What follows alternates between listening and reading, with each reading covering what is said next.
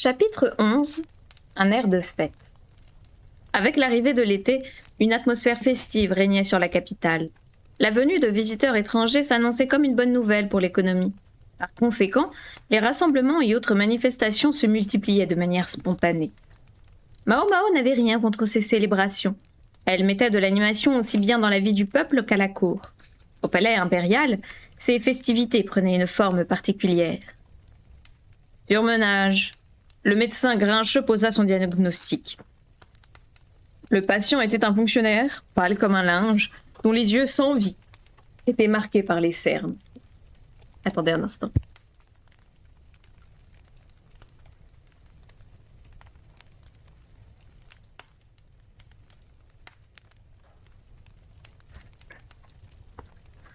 Reposez-vous ou vous vous tuerez à la tâche. Rien n'était plus crucial que le sommeil.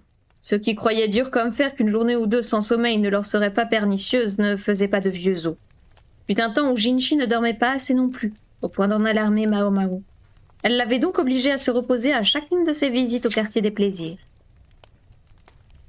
Ouvrir un commerce dans la capitale nécessitait une autorisation officielle. Il n'était pas rare de voir des étalages fleurir çà et là, mais ouvrir une boutique digne de ce nom sans permis était impossible. Les taxes n'allaient pas se payer toutes seules. Si un contrevenant était pris la main dans le sac, il ne fallait pas qu'il s'attende à une simple amende, mais bien souvent à finir derrière les barreaux. L'ambiance festive attirait le chaland. En prévision de l'arrivée des visiteurs étrangers, les marchandises abondaient et une multitude de badauds élisaient domicile à la capitale en vue d'en tirer profit. Résultat, les fonctionnaires se retrouvaient à crouler sous le travail de l'aube au crépuscule. Les soldats n'en menaient pas large non plus. Les visites de l'excentrique stratège se faisaient moins fréquentes, pour le plus grand bonheur de Mao Mao. Sans doute ces hommes gardaient-ils un œil sur lui en toutes circonstances depuis son intoxication. Porte-affluence rimait aussi avec violence. Le rôle des soldats était d'assurer la sécurité du peuple. Contrairement aux autres fonctionnaires, qui voyaient leur journée de travail s'allonger, les militaires avaient la possibilité de réallouer le temps consacré à leur entraînement aux patrouilles. Comme ils étaient plus robustes que leurs collègues, les malaises dans les rangs de l'armée étaient beaucoup plus rares, au contraire des blessures bien plus fréquentes. « Aïe, tu ne peux pas faire plus attention !» s'emporta un soldat tandis que Yao lui appliquait une solution sur le bras.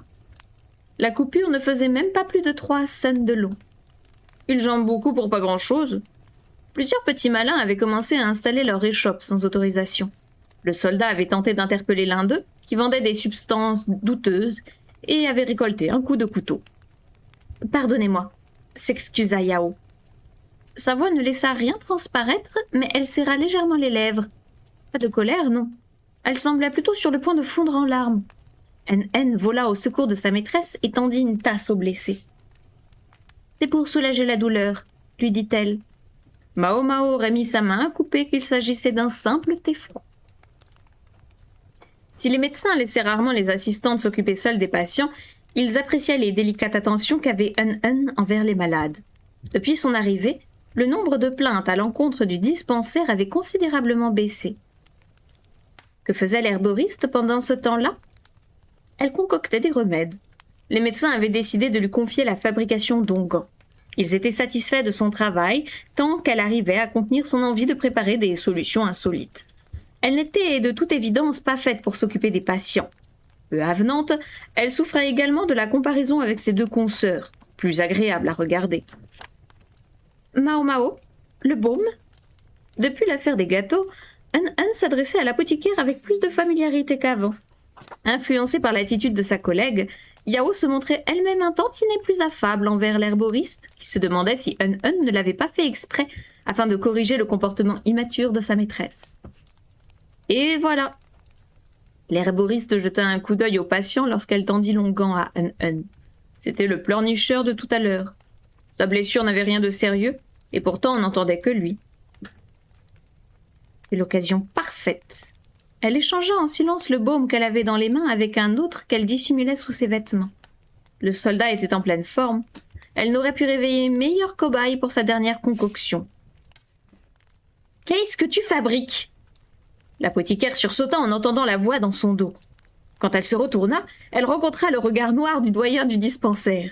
« Je sais que tu as interverti les onguents. »« De quoi parlez-vous » Mao Mao feignit l'innocence, mais le médecin lui prit l'objet du délit des mains.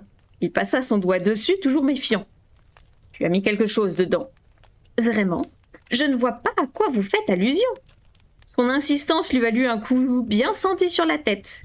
« Woman nous a demandé d'être particulièrement strict avec toi. » Ce vieux médecin était donc une connaissance de son père. Autant dire qu'il ne se gênerait pas pour lui mettre des bâtons dans les roues. D'autant plus qu'il avait déjà exprimé des doutes quant à son admission à la cour. Il s'agissait du praticien le plus sévère du dispensaire. Qu'est-ce qu'elle contient ? Un peu de crapaud. Elle avait ouï dire que l'huile de batracien possédait plusieurs bienfaits, ce qu'elle voulait tester. Extraire l'huile d'un crapaud s'était avéré d'être une tâche plus ardue qu'il n'y paraissait, l'animal n'en produisant que très peu. L'onguent qu'elle tenait dans ses mains avait été produit à la sueur de son front. Apparemment, ils ont recours à de l'huile de batracien à l'étranger pour leur remède. Je n'ai jamais entendu parler d'une telle pratique. Mao Mao non plus. Elle souhaitait simplement vérifier ses effets. Elle avait pris soin de choisir une espèce non venimeuse et s'était déjà assurée de l'absence d'effets néfastes en la testant sur elle. Elle ne manquait pas d'éthique au point d'utiliser une préparation dont elle ignorait tout de la toxicité sur quelqu'un d'autre. Qu'importe, je te la confisque. Non. Adieu son précieux onguent. Autant dire qu'elle avait passé sa journée de repos à fouiller des rizières pour rien. Tu as bien dit crapaud ? Demanda Yao livide, qui n'en croyait pas ses oreilles. Quelle idée de mettre une telle horreur dans un remède ? Tu as perdu la tête ? Mao Mao ignora superbement la remarque de sa consoeur jusqu'à ce que Hun lui donne un coup de coude pour la rappeler à l'ordre. Tu ne le sais peut-être pas, mais le petit peuple en consomme fréquemment, se justifia l'apothicaire. Stupéfaite, Yao se tourna vers sa suivante. Elle a raison, le crapaud est un aliment répandu, lui répondit Hun. Il mange aussi du serpent d'ailleurs. Certains vendeurs peu scrupuleux font parfois passer des fils de serpent pour du poisson. Sa maîtresse blêmit de plus belle au mot serpent. Rassurez-vous, dame Yao, je n'en servirai jamais à votre table. C'est pourtant délicieux, déclara Mao Mao. Ôter les petits os était une tâche rébarbative, mais il suffisait de frire le reptile pour s'épargner cette étape. Et si l'odeur était désagréable, des herbes ou des épices parvenaient à la masquer. D'ailleurs, Mao Mao avait justement sur elle de la viande de serpent séchée pour grignoter en cas de petit creux. Elle en sortit une tranche de son sac qu'elle tendit silencieusement à Yao pour l'inviter à se faire son propre avis. Sentant ses forces la quitter, l'intéressé s'appuya contre le mur en refusant l'offre d'une voix faible. L'apothicaire soupira puis rangea sa collation. « Cessez de lambiner, remuez-vous » commanda le médecin. Les 3 assistantes retournèrent à leur poste. Mao Mao prenait son déjeuner au réfectoire. La nourriture y était gratuite et on avait le droit de se resservir. Pour ceux qui n'appréciaient pas les mets proposés, il était possible d'apporter son propre repas. Hommes et femmes mangeaient séparément. Yao, d'ordinaire assez froide envers l'herboriste, se rapprochait un peu d'elle à l'heure de midi. Sans doute l'ambiance qui régnait dans le lieu l'y encourageait-elle. Que ce soit à la cour intérieure ou au quartier des plaisirs, les femmes avaient toute une facette de leur personnalité qu'elles ne montraient qu'à leurs semblables. Dans la partie du réfectoire qui leur était réservée, elles se permettaient des confidences et des déclarations qu'elles n'auraient jamais tenues devant des hommes. « Je n'en peux plus des soldats. Ils sont débordés mais le salaire ne suit pas », s'exclama une jeune femme. « Ils dépensent tout leur argent dans la nourriture pour satisfaire leur appétit d'ogre, et pourtant ils rechignent à nous convier dans des restaurants dignes de ce nom. »« Je n'ai pas gâté, » lui répondit son ami. « Mais les fonctionnaires ne sont pas mieux, tu sais. Tiens, celui qui m'a invité l'autre jour, il ne réussira jamais dans la vie, c'est certain. Je n'ai rien en commun avec un homme qui passe ses journées à empiler des livres moisis. Il croit qu'il suffit de m'offrir une épingle pour que je cède à ses avances. Non mais tu te rends compte ? Quel ringard ! Au moins il t'en a offert une. Je parie que tu vas la mettre en gage de toute façon. » La majorité des dames de la cour étaient bien nées, mais toutes n'avaient pas une personnalité qui s'accordait à leur éducation.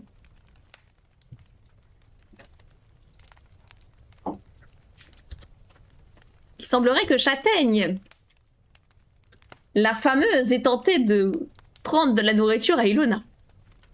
Petit problème, la nourriture est à côté d'Ilona. J'attends le rapport.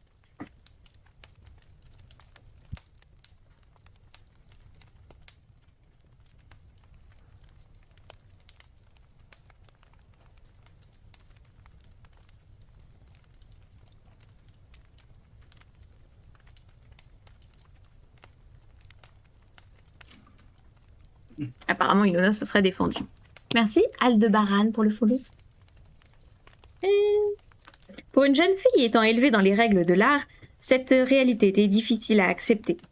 Chaque fois que Mao Mao s'asseyait à l'écart, Yao la talonnait et prenait place à ses côtés. La raison? Elle savait que ces dames au caractère détestable, surtout celles qui étaient hostiles aux nouvelles assistantes médicales, évitaient l'herboriste comme la peste. J'ai tout fait pour les mettre en garde pourtant. Résultat, elle n'osait plus l'approcher. Une situation étrangement similaire à celle du pavillon de cristal. De cristal, pas de cristal. Une dame de la cour avait tenté un mauvais coup contre les 3 jeunes assistantes médicales qu'elle supposait naïves. Elle s'était avancée, entourée de ses acolytes, à l'instar de Yao le premier jour. Contrairement à cette dernière passionnée par son travail, elle n'avait visiblement d'autre but que de se dégoter un bon parti et ne cherchait pas à cacher ses mœurs légères.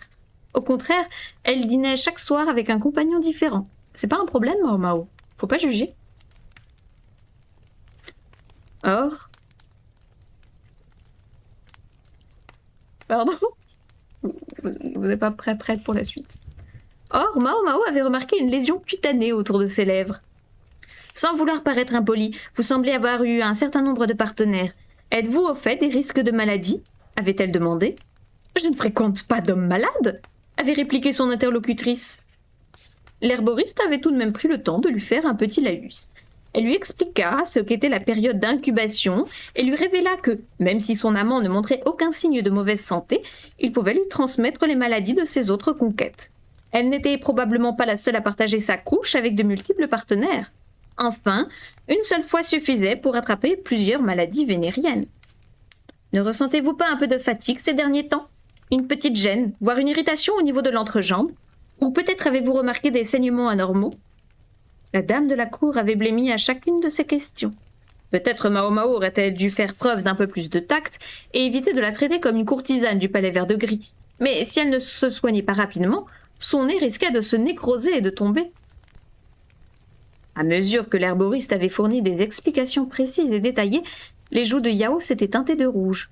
Quant à Un-Un, elle avait minutieusement pris des notes. Sans doute n'était-elle pas très au fait des maladies vénériennes.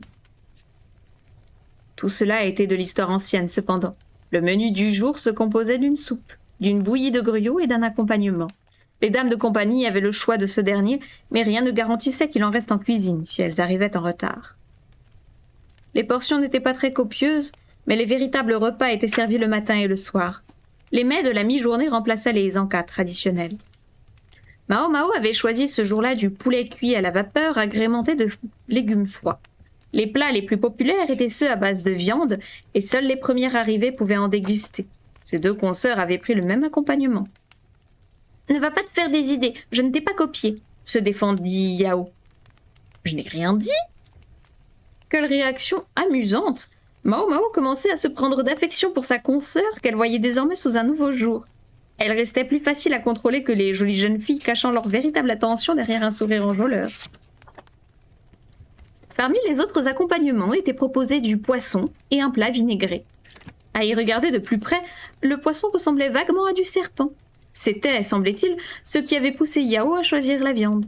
Peut-être le côté sadique de l'apothicaire prenait-il le dessus, mais elle avait très envie de taquiner sa consoeur. Une fois les 3 assistantes installées dans un coin du réfectoire, Mao Mao, qui mangeait d'ordinaire en silence, prit la parole. L'arrivée des dignitaires étrangers me rappelle une anecdote. Le sujet était sur toutes les lèvres ces temps-là. C'était un prétexte comme un autre.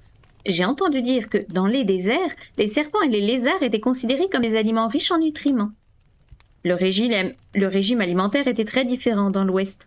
L'herboriste en avait fait l'expérience lors de son voyage à la capitale occidentale. Sans avoir eu l'occasion, à proprement parler, de faire du tourisme, elle avait pu observer de nombreux produits exotiques dans les échoppes. Le souvenir des paniques de Swiley, qui avaient en horreur les insectes et les serpents, l'emplit de nostalgie. « Mao Mao !» l'interrompit Un-Un. Son regard était une invitation à se taire. Yao se figea, la cuillère suspendue devant sa bouche. « Tu m'as coupé l'appétit !» Elle reposa son couvert. L'apothicaire avait manifestement dépassé les bornes cette fois-ci. « Dame Yao, vous devez vous nourrir correctement !» la sermonna Un-Un. « Je crois que je pourrais avaler un petit encas. répondit sa maîtresse en faisant la moue.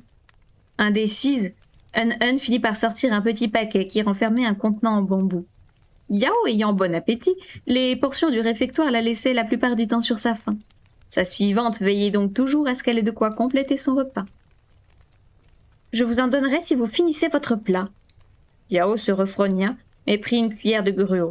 « Elle sait comment s'y faire avec elle, » se dit Mao Mao. Un vida le contenu de la gourde dans un bol. Une odeur sucrée se dégageait des corps gélatineux et translucides. « C'est ça que vous appelez un petit encas ?» s'étouffa l'herboriste. Yao venait vraiment d'une famille de riches. Lui avait préparé un mets de luxe, le dessert parfait pour l'été, réputé pour ses propriétés fortifiantes et pour favoriser l'hydratation de la peau. L'impératrice Gyokyo elle-même en consommait de temps à autre, à l'heure du dîner. « C'est le dessert préféré de Dame Yao, » dit en pressant son index contre ses lèvres, à l'intention de l'apothicaire. Mao Mao ne s'était pas trompé sur la nature de cette collation. Moi qui pensais qu'elle était aux petits oignons avec sa maîtresse. Comme elle était cruelle. Était-ce pour l'aider à se développer? C'est un peu tiède, mais délicieux, s'extasa Yao en dégustant son repas. Elle se repaissait de yasma, autrement dit, d'organes reproducteurs de grenouilles. Pour le bien de Yao, l'apothicaire décida de garder ce secret pour elle.